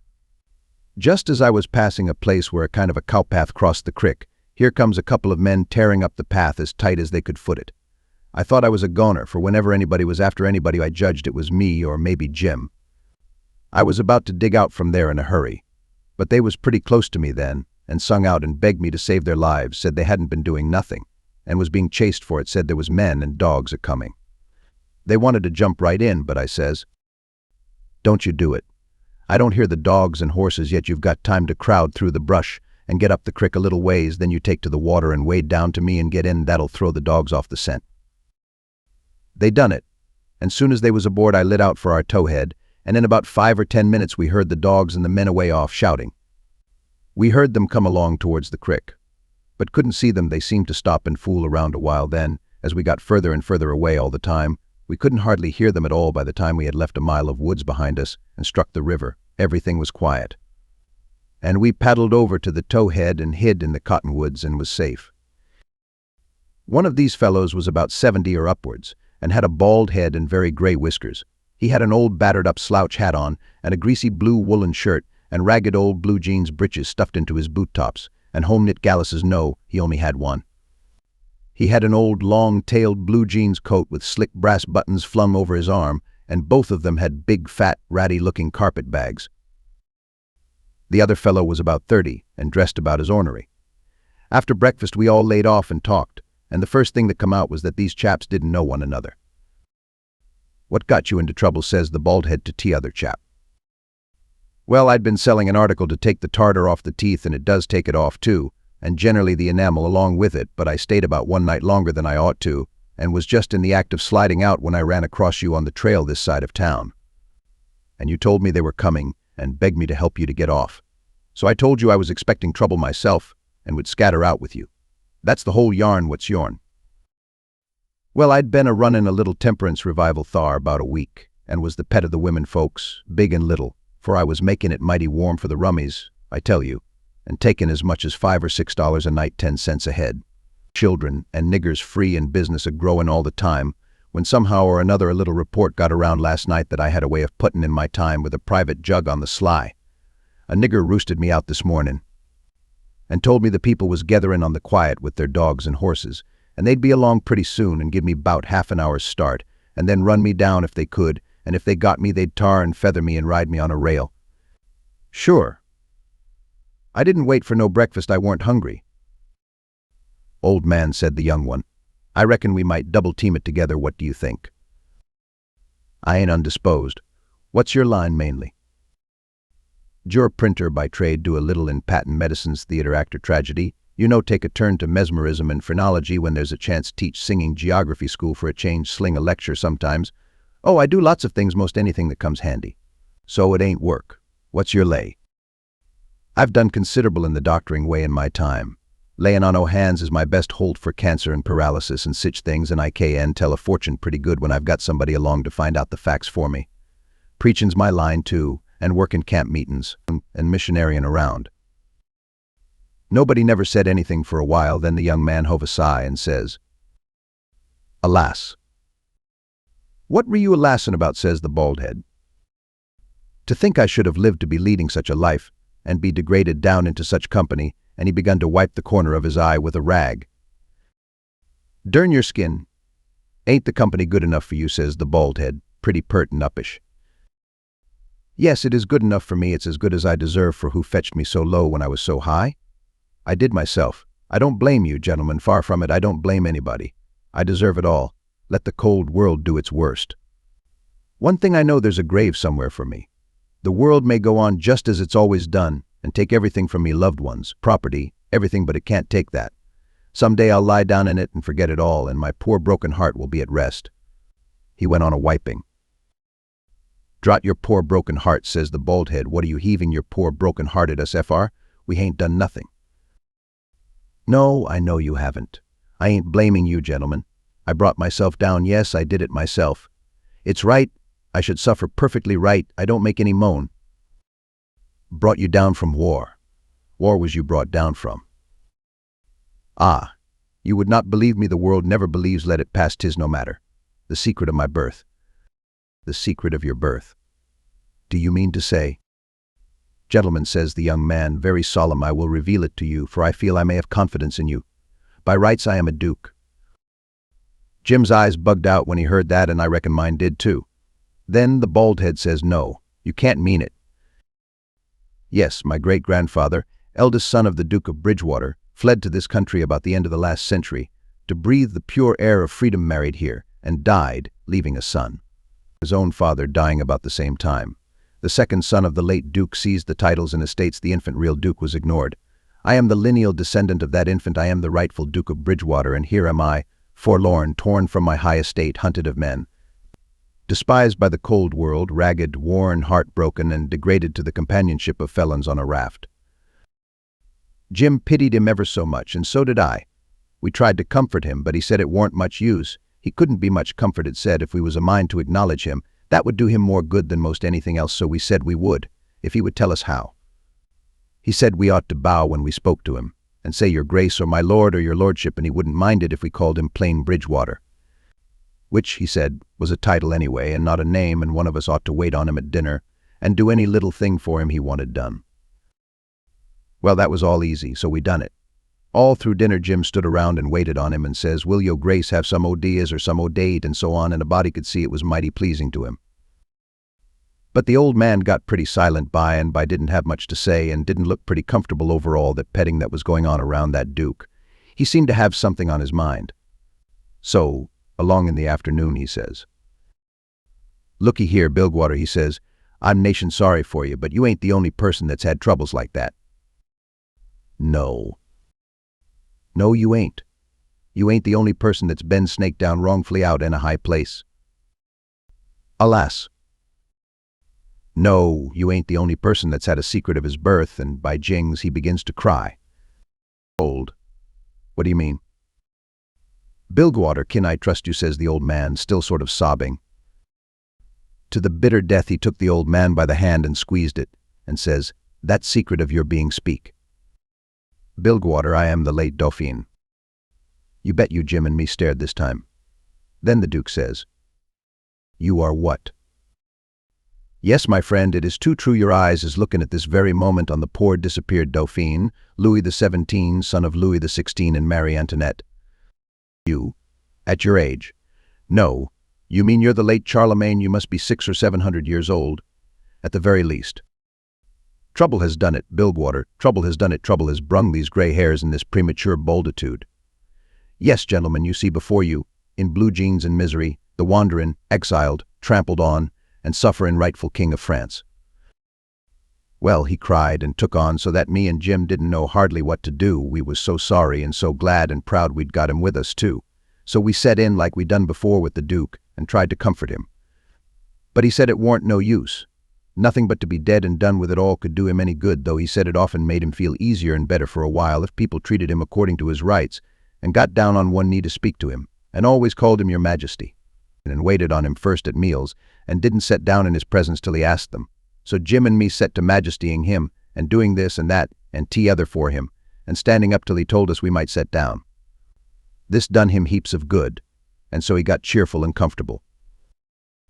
But the Duke kind of soured on him, and didn't look a bit satisfied with the way things was going. Still, the king acted real friendly towards him, and said the Duke's great-grandfather and all the other Dukes of Bilgewater was a good deal thought of by his father, and was allowed to come to the palace considerable, but the Duke stayed huffy a good while, Till by and by the king says, like as not we got to be together a blamed long time on this 8-year raft Bilgewater, and so what's the use o' your bein' sour? It'll only make things uncomfortable. It ain't my fault I warn't born a duke. It ain't your fault you warn't born a king, so what's the use to worry? Make the best o' things the way you find them, says I. That's my motto. This ain't no bad thing that we've struck here, plenty grub and an easy life come. Give us your hand, Duke, and let's all be friends. The Duke done it, and Jim and me was pretty glad to see it. It took away all the uncomfortableness, and we felt mighty good over it, because it would have been a miserable business to have any unfriendliness on the raft for what you want. Above all things, on a raft is for everybody to be satisfied and feel right and kind towards the others. It didn't take me long to make up my mind that these liars weren't no kings nor dukes at all, but just low-down humbugs and frauds. But I never said nothing, never let on, kept it to myself. It's the best way, then you don't have no quarrels, and don't get into no trouble. If they wanted us to call them kings and dukes, I hadn't no objections, long as it would keep peace in the family, and it weren't no use to tell Jim, so I didn't tell him. If I never learnt nothing else out of Pap, I learnt that the best way to get along with this kind of people is to let them have their own way. Chapter 20. They asked us considerable many questions, wanted to know what we covered up the raft that way for, and laid by in the daytime instead of running. Was Jim a runaway nigger? Says I. Goodness sakes, would a runaway nigger run south? No, they allowed he wouldn't. I had to account for things some way, so I says. My folks was living in Pike County in Missouri, where I was born, and they all died off but me and Pa and my brother Ike.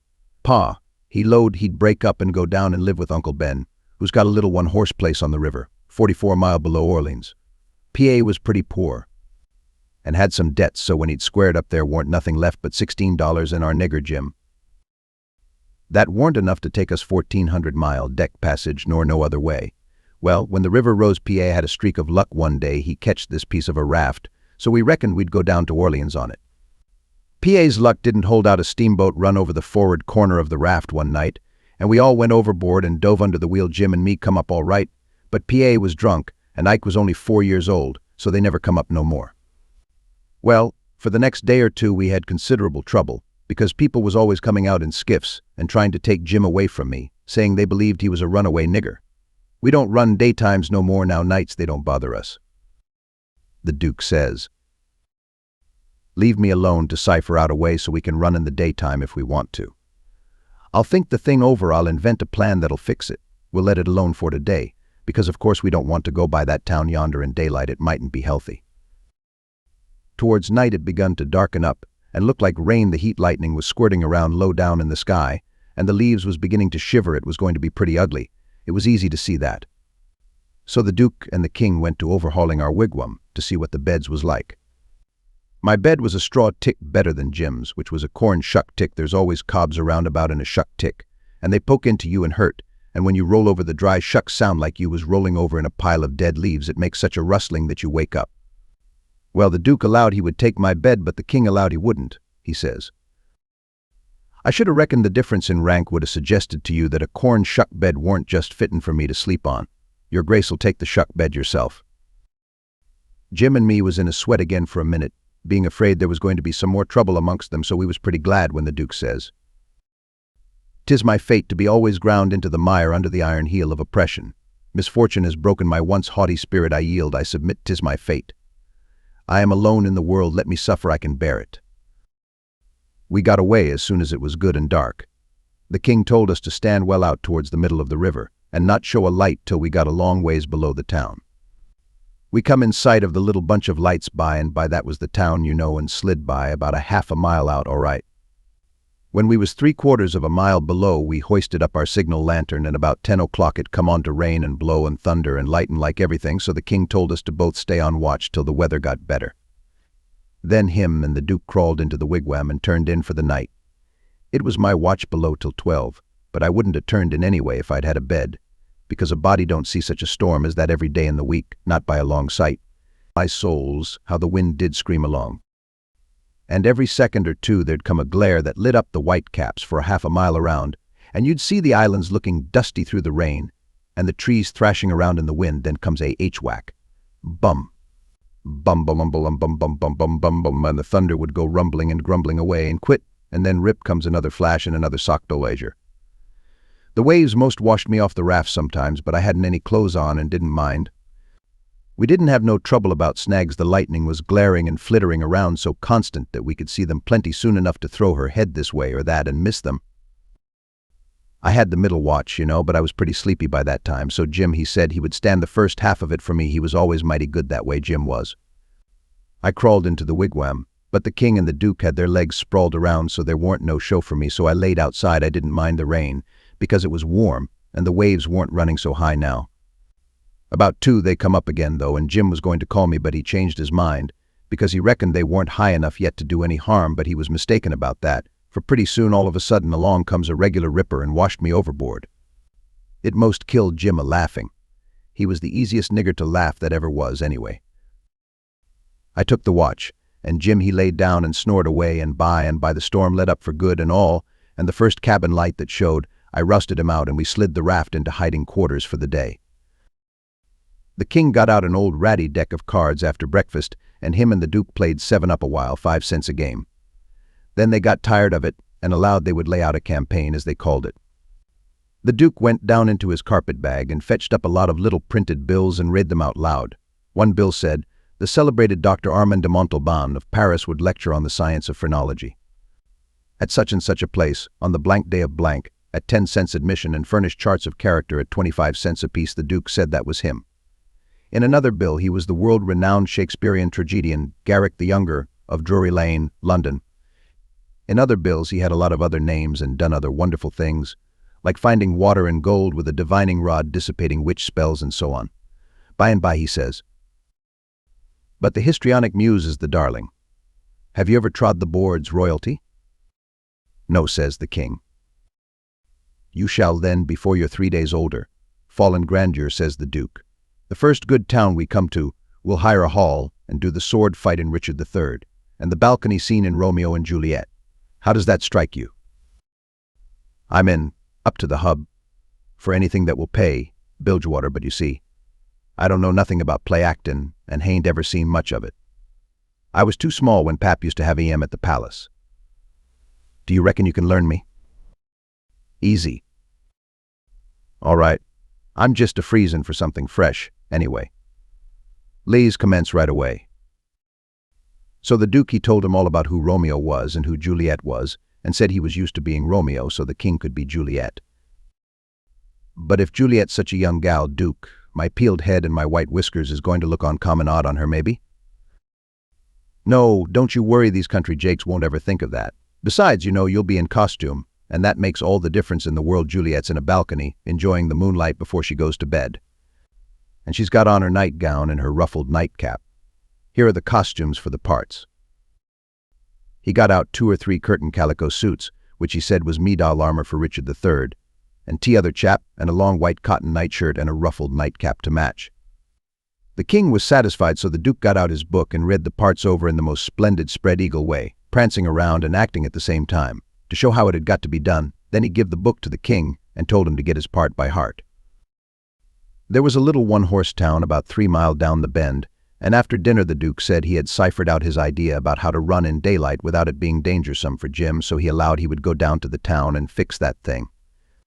The king allowed he would go, too, and see if he couldn't strike something. We was out of coffee, so Jim said I'd better go along with them in the canoe and get some.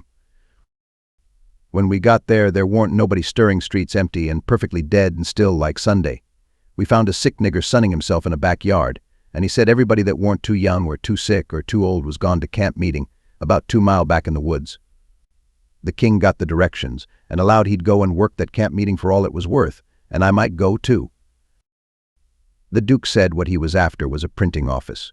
We found it a little bit of a concern, up over a carpenter shop, carpenters and printers all gone to the meeting, and no doors locked. It was a dirty, littered-up place, and had ink marks and handbills with pictures of horses and runaway niggers on them all over the walls. The duke shed his coat and said he was all right now, so me and the king lit out for the camp meeting. We got there in about a half an hour, fairly dripping, for it was a most awful hot day. There was as much as 1,000 people there from 20 miles around. The woods was full of teams and wagons, hitched everywheres, feeding out of the wagon troughs and stomping to keep off the flies. There was sheds made out of poles and roofed over with branches, where they had lemonade and gingerbread to sell and piles of watermelons and green corn and such like truck. The preaching was going on under the same kinds of sheds, only they was bigger and held crowds of people. The benches was made out of outside slabs of logs, with holes bored in the round side to drive sticks into for legs. They didn't have no backs. The preachers had high platforms to stand on at one end of the sheds. The women had on sunbonnets and some had linsey-woolsey frocks, some gingham ones, and a few of the young ones had on calico. Some of the young men was barefooted, and some of the children didn't have on any clothes but just a tow linen shirt. Some of the old women was knitting, and some of the young folks was courting on the sly. The first shed we come to the preacher was lining out a hymn. He lined out 2 lines, everybody sung it, and it was kind of grand to hear it. There was so many of them and they'd done it in such a rousing way. Then he lined out 2 more for them to sing and so on. The people woke up more and more and sung louder and louder, and towards the end some begun to groan and some begun to shout. Then the preacher begun to preach and begun in earnest, too, and weaving first to one side of the platform and then the other, and then a leaning down over the front of it, with his arms and his body going all the time, and shouting his words out with all his might. And every now and then he would hold up his Bible and spread it open, and kind of pass it around this way and that, shouting, "It's the brazen serpent in the wilderness. Look upon it and live," and people would shout out glory. Amen. And so he went on, and the people groaning and crying and saying amen. Oh, come to the mourner's bench. Come black with sin. Amen come sick and sore. Amen come lame and halt and blind. Amen come poor and needy sunk in shame. Amen come all that's worn and soiled and suffering. Come with a broken spirit. Come with a contrite heart. Come in your rags and sin and dirt. The waters that cleanse is free. The door of heaven stands open. Oh, enter in and be at rest. Amen. Glory, glory, hallelujah. And so on. You couldn't make out what the preacher said anymore, on account of the shouting and crying. Folks got up everywheres in the crowd and worked their way just by main strength to the mourner's bench, with the tears running down their faces, and when all the mourners had got up there to the front benches in a crowd, they sung and shouted and flung themselves down on the straw. Just crazy and wild. Well, the first I knowed the king got a-going, and you could hear him over everybody, and next he went a-charging up onto the platform, and the preacher he begged him to speak to the people, and he done it. He told them he was been a pirate for 30 years out in the Indian Ocean, and his crew was thinned out considerable last spring in a fight, and he was home now to take out some fresh men, and thanks to goodness he'd been robbed last night, and put ashore off of a steamboat without a cent. And he was glad of it. It was the blessedest thing that ever happened to him, because he was a changed man now and happy for the first time in his life, and poor as he was going to start right off and work his way back to the Indian Ocean. And put in the rest of his life trying to turn the pirates into the true path, for he could do it better than anybody else, being acquainted with all pirate crews in that ocean, and though it would take him a long time to get there without money, he would get there anyway. And every time he convinced a pirate he would say to him, "Don't you thank me, don't you give me no credit, it all belongs to them dear people in Pocaville camp meeting, natural brothers and benefactors of the race, and that dear preacher there, the truest friend a pirate ever had." And then he busted into tears, and so did everybody. Then somebody sings out, "Take up a collection for him." Take up a collection, well, a half a dozen made a jump to do it. But somebody sings out, "Let him pass the hat around." Then everybody said it, the preacher too. So the king went all through the crowd with his hat swabbing his eyes and blessing the people and praising them and thanking them for being so good to the poor pirates away off there, and every little while the prettiest kind of girls, with the tears running down their cheeks, would up and ask him would he let them kiss him for to remember him by, and he always done it, and some of them he hugged and kissed as many as 5 or 6 times, and he was invited to stay a week, and everybody wanted him to live in their houses, and said they'd think it was an honor. But he said as this was the last day of the camp meeting he couldn't do no good, and besides he was in a sweat to get to the Indian Ocean right off and go to work on the pirates. When we got back to the raft and he come to count up, he found he had collected $87.75. And then he had fetched away a 3-gallon jug of whiskey too, that he found under a wagon when he was starting home through the woods. The king said, take it all around, it laid over any day he'd ever put in the missionarying line. He said it weren't no use talking. Heathens don't amount to shucks alongside of pirates to work a camp meeting with. The Duke was thinking he'd been doing pretty well till the king come to show up, but after that he didn't think so much. He had set up and printed off 2 little jobs for farmers in that printing office horse bills and took the money, $4. And he had got in $10 worth of advertisements for the paper, which he said he would put in for $4 if they would pay in advance, so they done it. The price of the paper was $2 a year, but he took in 3 subscriptions for half a dollar apiece on condition of them paying him in advance. They were going to pay in cordwood and onions as usual. But he said he had just bought the concern and knocked down the price as low as he could afford it and was going to run it for cash. He set up a little piece of poetry, which he made himself, out of his own head, 3 verses, kind of sweet and saddish. The name of it was, "Yes, Crush, Cold World, This Breaking Heart," and he left that all set up and ready to print in the paper and didn't charge nothing for it. Well, he took in $9.50 and said he'd done a pretty square day's work for it. Then he showed us another little job he'd printed and hadn't charged for, because it was for us. It had a picture of a runaway nigger with a bundle on a stick over his shoulder and $200 reward under it. The reading was all about Jim, and just described him to a dot. It said he run away from St. Jacques Plantation, 40 miles below New Orleans last winter, and likely went north, and whoever would catch him and send him back, he could have the reward and expenses. "Now," says the Duke, "after tonight we can run in the daytime if we want to. Whenever we see anybody coming, we can tie Jim hand and foot with a rope and lay him in the wigwam and show this handbill and say we captured him up the river and we're too poor to travel on a steamboat. So we got this little raft on credit from our friends and are going down to get the reward. Handcuffs and chains would look still better on Jim, but it wouldn't go well with the story of us being so poor. Too much like jewelry. Ropes are the correct thing. We must preserve the unities, as we say on the boards." We all said the Duke was pretty smart, and there couldn't be no trouble about running daytimes. We judged we could make miles enough that night to get out of the reach of the powwow we reckoned the Duke's work in the printing office was going to make in that little town. Then we could boom right along if we wanted to. We laid low and kept still and never shoved out till nearly 10 o'clock. Then we slid by, pretty wide away from the town, and didn't hoist our lantern till we was clear out of sight of it. When Jim called me to take the watch at 4 in the morning, he says, "Huck, does you reckon we gwine to run across any mo kings on dis trip?" "No," I says, "I reckon not." "Well," says he, "dat's all right den. I don't mind 1 or 2 kings, but dat's enough. Dis one's powerful drunk, and the Duke ain't much better." I found Jim had been trying to get him to talk French so he could hear what it was like, but he said he had been in this country so long and had so much trouble he'd forgot it. Chapter 21. It was after sunup now, but we went right on and didn't tie up. The king and the Duke turned out by and by looking pretty rusty, but after they'd jumped overboard and took a swim, it chippered them up a good deal. After breakfast, the king, he took a seat on the corner of the raft and pulled off his boots and rolled up his breeches and let his legs dangle in the water so as to be comfortable, and lit his pipe and went to getting his Romeo and Juliet by heart. When he had got it pretty good, him and the Duke begun to practice it together. The Duke had to learn him over and over again how to say every speech, and he made him sigh and put his hand on his heart, and after a while he said he'd done it pretty well only. He says, "You mustn't bellow out Romeo. That way, like a bull, you must say it soft and sick and languishy, so R-O-O-O mio. That is the idea, for Juliet's a dear sweet mere child of a girl, you know, and she doesn't bray like a jackass." Well, next they got out a couple of long swords that the Duke made out of oak laths, and begun to practice the sword fight. The Duke called himself Richard III, and the way they laid on and pranced around the raft was grand to see. But by and by the king tripped and fell overboard, and after that they took a rest, and had a talk about all kinds of adventures they'd had in other times along the river. After dinner the Duke says, "Well, Capet, we'll want to make this a first-class show, you know, so I guess we'll add a little more to it. We want a little something to answer encores with anyway." "What's encores, Bilgewater?"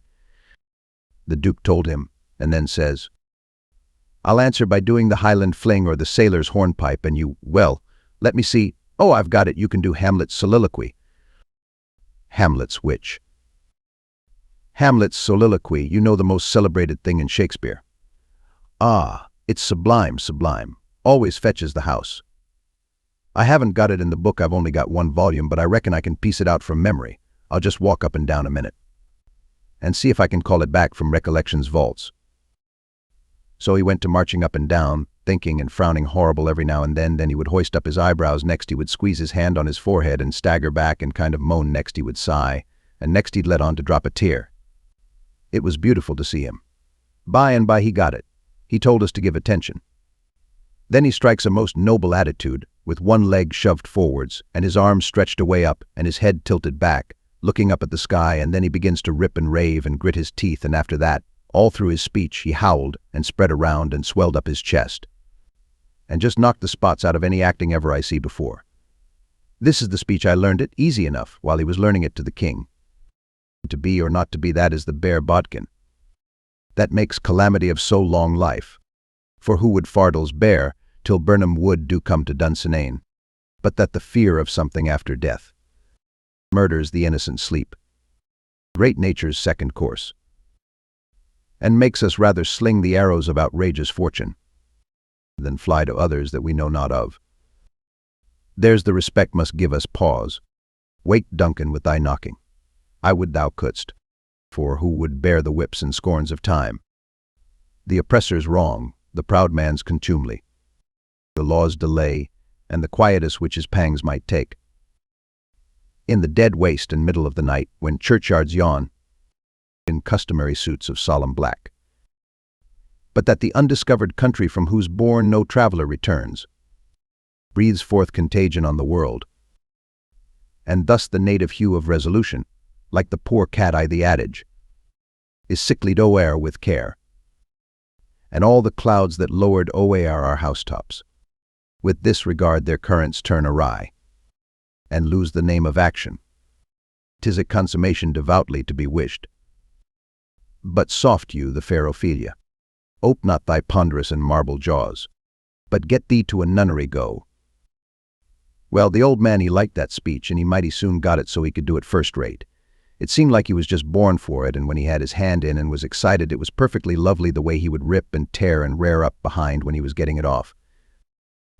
The first chance we got, the Duke he had some show bills printed, and after that, for 2 or 3 days, as we floated along, the raft was a most uncommon lively place, for there weren't nothing but sword fighting and rehearsing, as the Duke called it, going on all the time. One morning, when we was pretty well down the state of Arkansas, we come in sight of a little one-horse town in a big bend, so we tied up about 3/4 of a mile above it, in the mouth of a crick which was shut in like a tunnel by the cypress trees. And all of us but Jim took the canoe and went down there to see if there was any chance in that place for our show. We struck it mighty lucky there was going to be a circus there that afternoon, and the country people was already beginning to come in all kinds of old shackly wagons and on horses. The circus would leave before night, so our show would have a pretty good chance.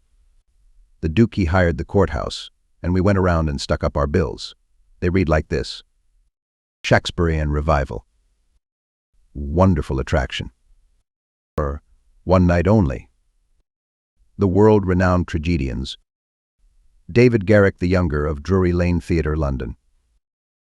And Edmund Kean the Elder of the Royal Haymarket Theatre, Whitechapel, Pudding Lane, Piccadilly, London, and the Royal Continental Theatres in their sublime Shakespearean spectacle entitled The Balcony Scene in Romeo and Juliet.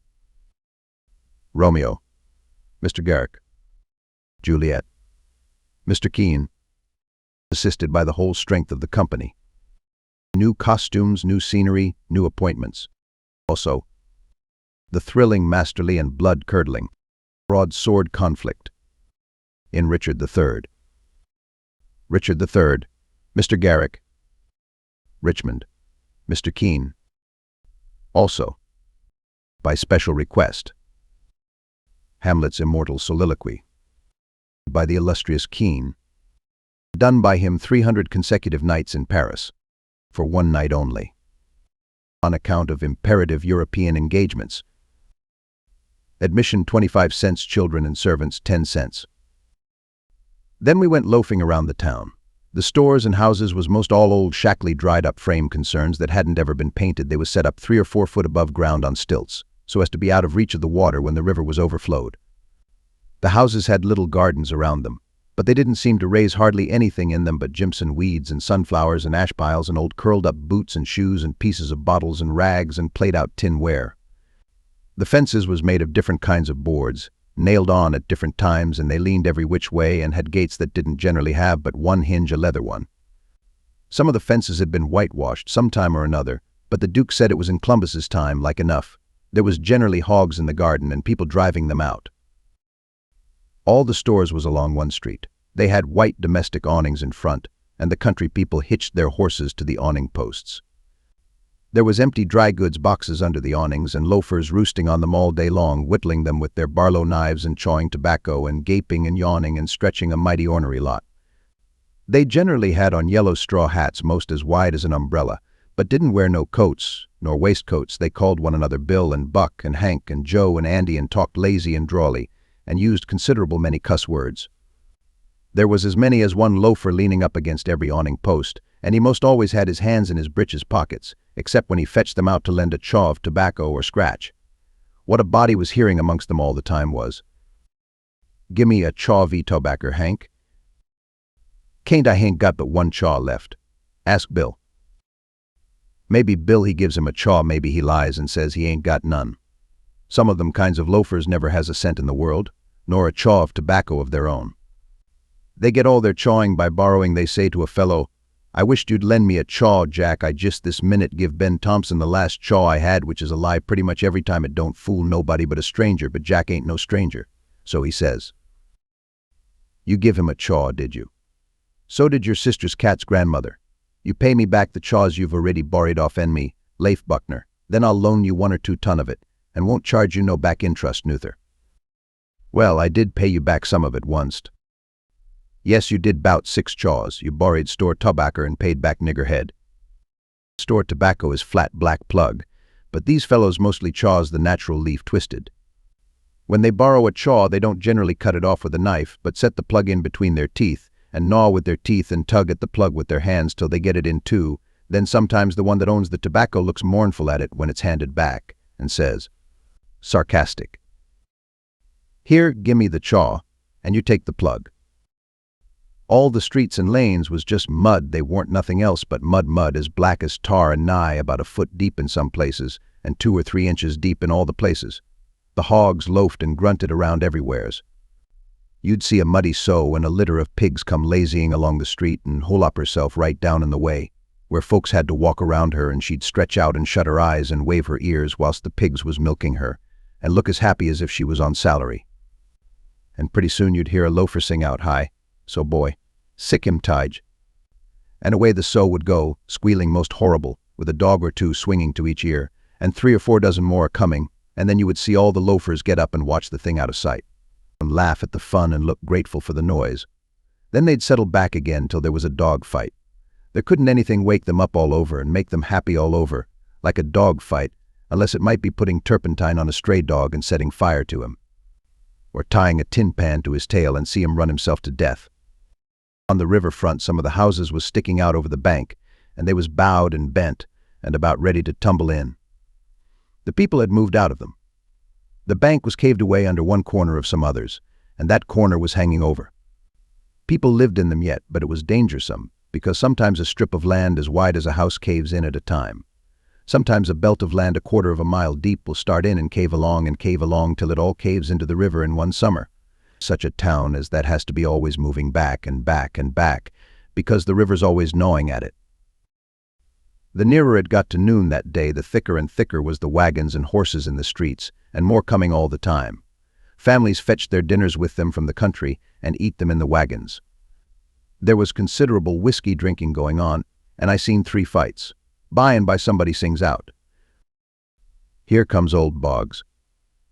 In from the country for his little old monthly drunk. Here he comes, boys." All the loafers looked glad. I reckon they was used to having fun out of Boggs. One of them says, "Wonder who he's a-gwine to chaw up this time. If he'd a chawed up all the men he's been a-gwine to chaw up in the last 20 year, he'd have considerable reputation now." Another one says, "I wished old Boggs D threatened me, 'cause then I'd know I warn't gwine to die for 1,000 year." Boggs comes a-tearing along on his horse, whooping and yelling like an Injun, and singing out, "Clear the track, thar. I'm on the warpath, and the price UV coffins is a-gwine to raise." He was drunk, and weaving about in his saddle. He was over 50-year-old, and had a very red face.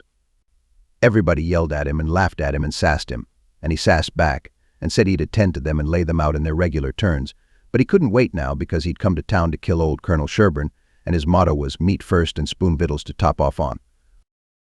He see me, and rode up and says, "Whar'd you come effin', boy? You prepared to die." Then he rode on. I was scared, but a man says, He don't mean nothing, he's always a carrying on like that when he's drunk.